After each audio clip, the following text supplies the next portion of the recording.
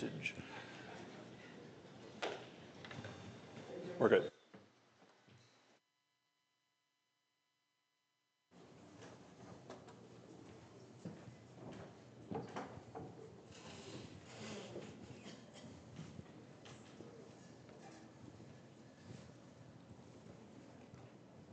You're good. Hello, everybody. It's so good to see all of you here for yet another day. It has truly been such a pleasure of mine to watch the story of this feast unfold so far. And though I've tried to stay in the background, I'm sure you have seen me running around with that little camera and taking pictures of so many really sweet smiles and sweet memories made. We have nearly 300 pictures, and there's much, much more that I could have taken.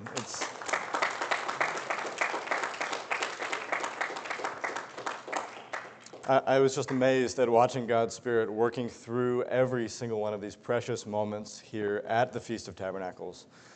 Now, one of my favorite memories from this feast so far was just a couple nights ago. I found myself wandering out to that campfire out there. Anybody went out to that campfire? There's a couple of you. You're the good people in the audience right there going out to the campfire. I found myself wandering out there, and before I knew it, I was sitting by this fire, surrounded by friends, and everybody was smiling and enjoying the beautiful night. And I was just very much looking forward to when these moments will be an everyday thing at the end of God's plan, at the restoration of all things.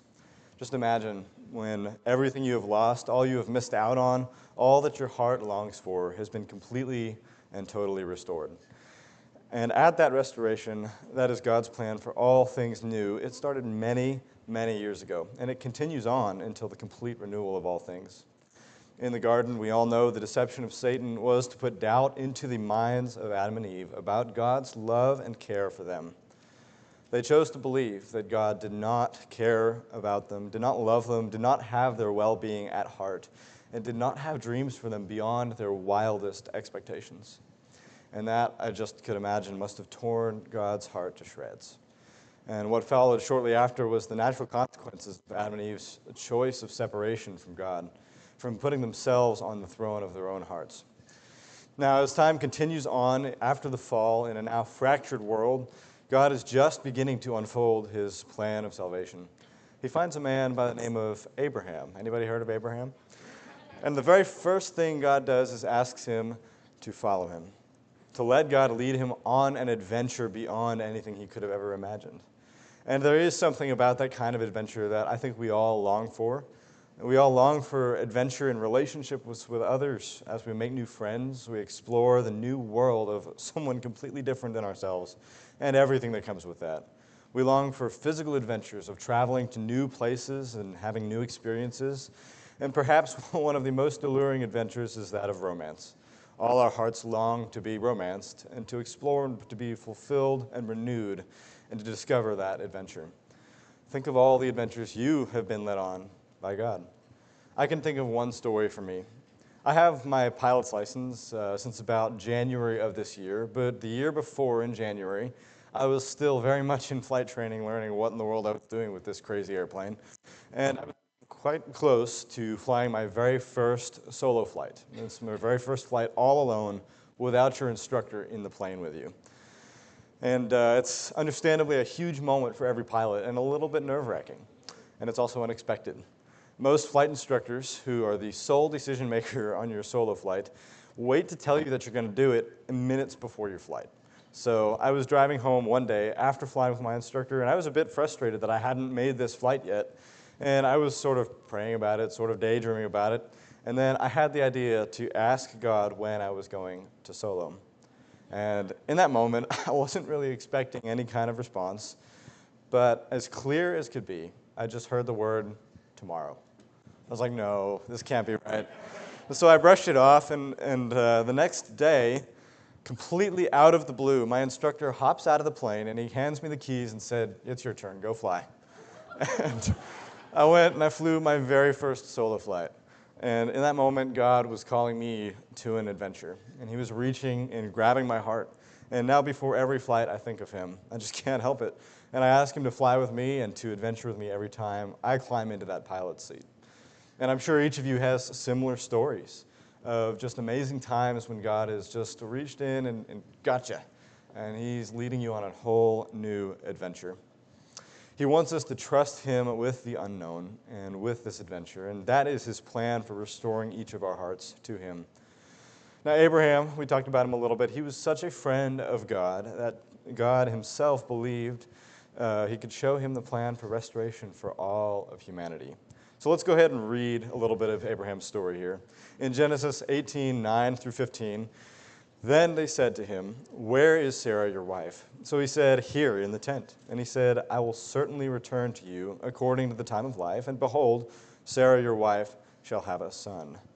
And of course, Sarah didn't believe God's promise here, and she laughed at God and was like, "There's no way I'm going to. I'm too old for this." And the Lord responds, "Is anything too hard for the Lord? And at the appointed time, I will return to you according to the time of life, and Sarah shall have a son." And what an amazing gift.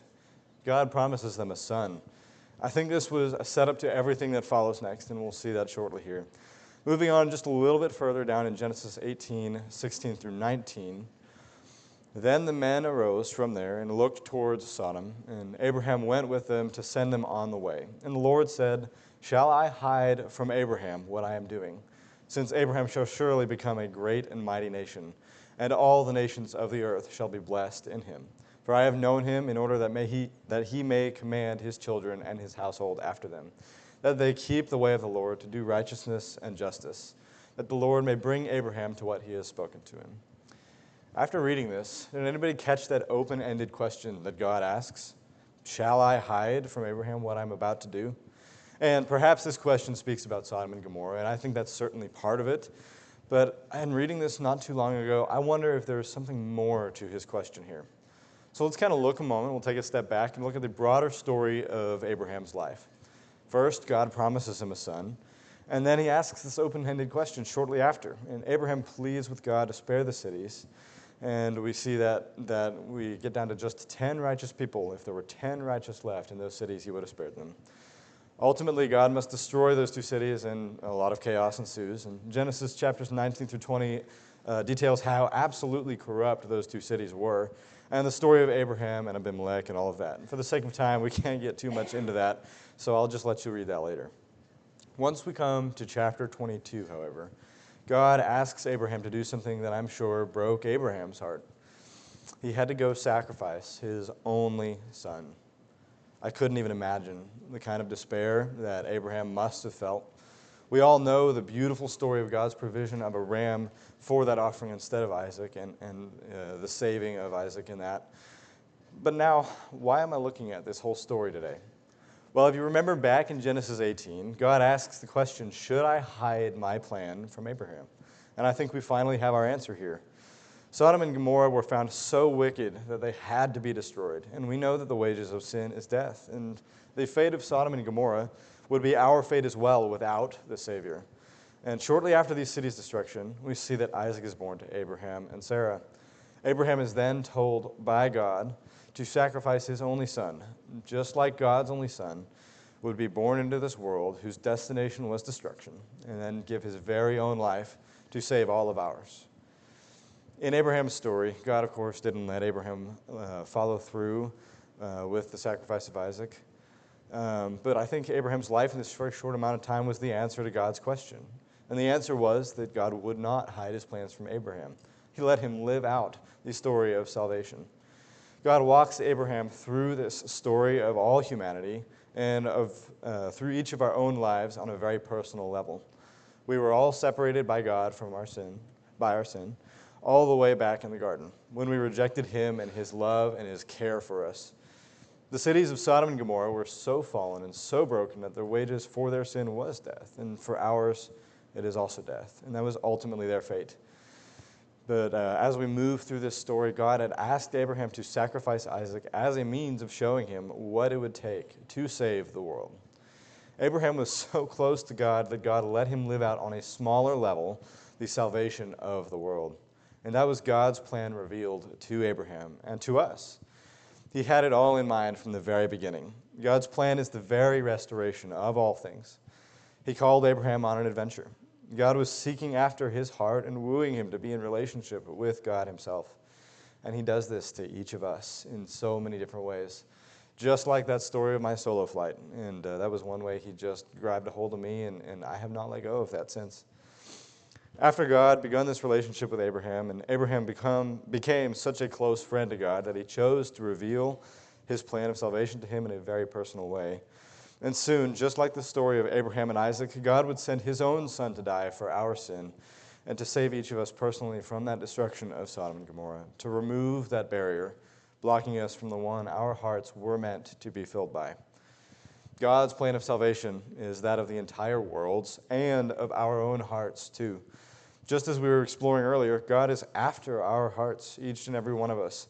He is always calling each of us to a new adventure daily, no matter how old you are, just as he called Abraham. He wants to reveal to us more each day his plan for the restoration, the saving of our lives, just as he saved Abraham and all of humanity. And as long as we are willing to let him do that, he will show us more about the plan of all things new for our lives. And it will be far more amazing than anything we could have ever imagined. Thank you.